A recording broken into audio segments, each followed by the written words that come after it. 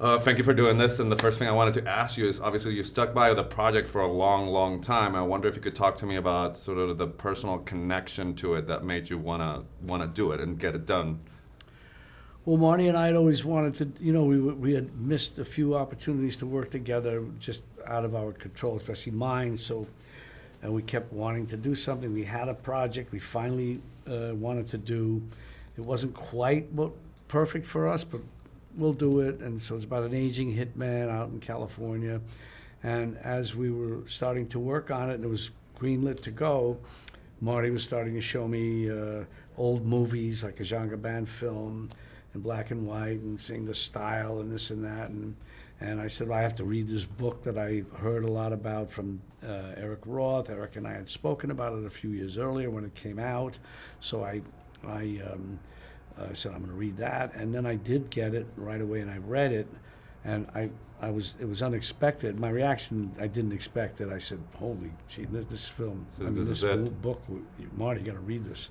And that's how it started. Okay.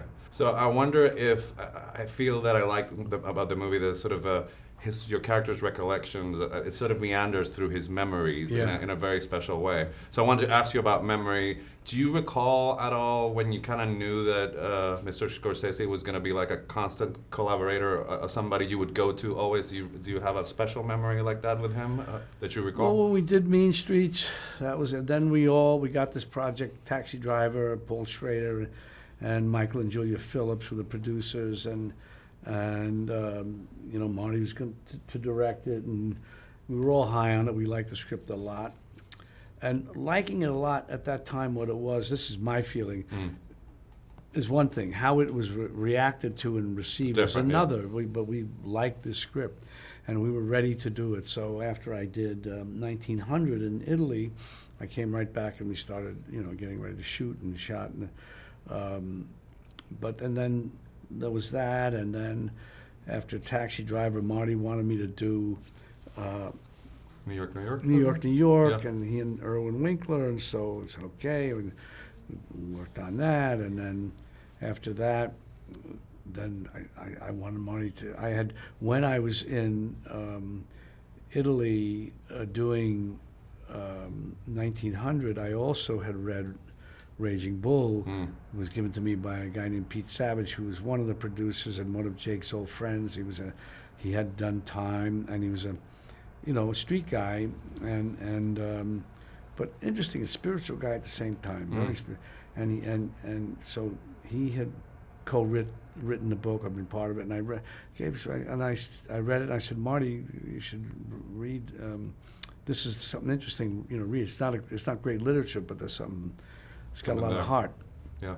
And so that's how that started, and we kept that in the background, and you just kept each other's juices going throughout the years. Yeah. Just it was there, and then finally we did do it, and because I had done New York, and then I had done Deer Hunter. Then we were still on, together, and then we finally got it underway, and then we had King of Comedy was something that was given to us by a writer, critic for the Newsweek. It was the main critic. He wrote this thing, King of Comedy, and I was surprised that it was so good to me, and so then that started. You want me to go on? Or? No, I mean I could stay. They're gonna throw me out. But I mean, I'm very familiar with all the things you've done. It's just I wonder if you had that one moment where you knew that was going to be a constant. Well, by then we were starting to do stuff together, and I always knew anything of real importance and interest. I'd go to Marty. You go to Marty, which we're all, as lover of cinema, we're all grateful that you've gone to Marty. Thank you so much for your time.